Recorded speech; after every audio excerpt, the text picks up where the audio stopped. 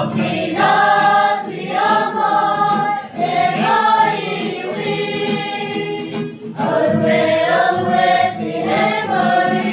is just a day about honouring our tupuna raukawa, honouring our past, the stories from our kaumātua, stories from our hapu, from our whānau.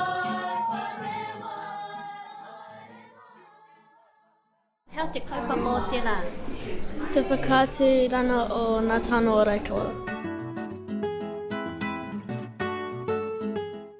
Kua tau i ngai nei, kua oti pai te tohi a Paraone, kua parore haere ngā iwi, kai te kai te iwi ngai nei, nō reira, kua pai, kua tau. I'm really looking forward to actually listening to our kaumātua interviews.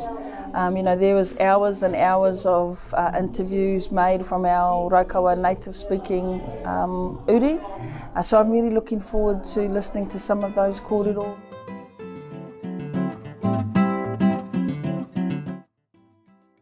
No whia koe?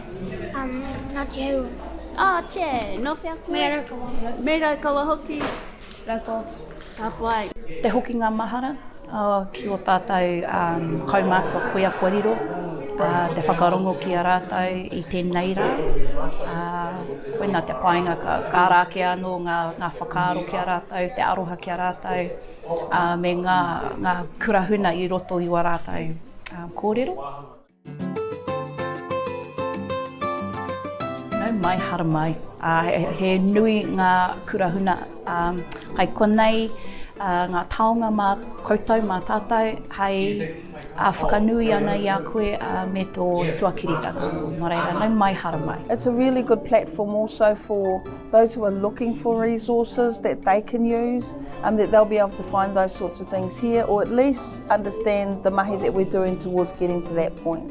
Ko toku friend hapa, ko tōna iwi, ka tiaki tōna iwi ngā whanamu.